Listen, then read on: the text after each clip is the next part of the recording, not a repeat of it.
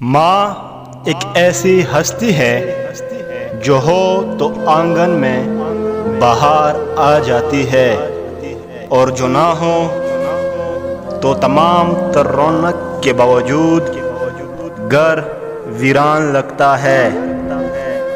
ماں وہ ہستی ہے جو اپنے خون جگر سے اولاد کو پالتی ہے۔ لفظ ماں سنتے ہی دل و دماغ ایسے تر و تازہ ہو جاتے ہیں جیسے بارش بنجر زمین کو تر و تازہ کر دیتی ہے۔ ماں وہ ہستی ہے جو نافرمان اور بدکار اولاد کو بھی اپنے سائے شفقت اور ممتا کی ٹھنڈک سے محروم نہیں کرتی۔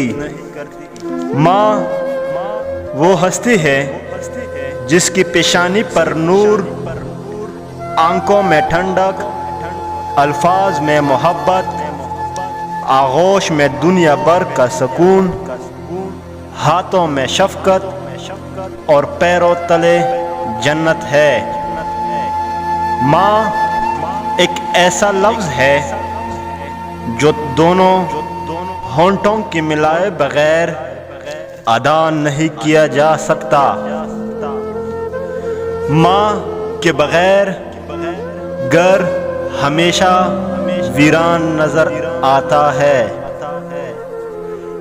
ماں وہ ہستی ہے جو برتن دھو کر لوگوں کے گھروں کی صفائیاں کر کے اپنی اولاد کا پیٹ پالتی نظر آتی ہے۔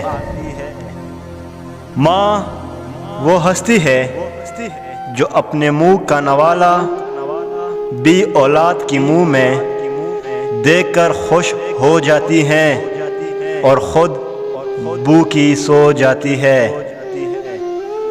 ماں وہ ہستی ہے جو کس کی چکی میں پیس کر بھی اولاد کی فرمائشوں کو پورا کرتی ہے۔ حضرت موسیٰ علیہ السلام اپنی ماں کی وفات کے بعد اللہ تعالیٰ سے ہم کلام ہونے جا رہے تھے کہ راستے میں ٹھوکر لگنے سے گرنے ہی لگے تھے کہ غیب سے آواز آئی، اے موسیٰ سنبھل کر چل، اب تیرے پیچھے دعا کرنے والی ماں نہیں رہی۔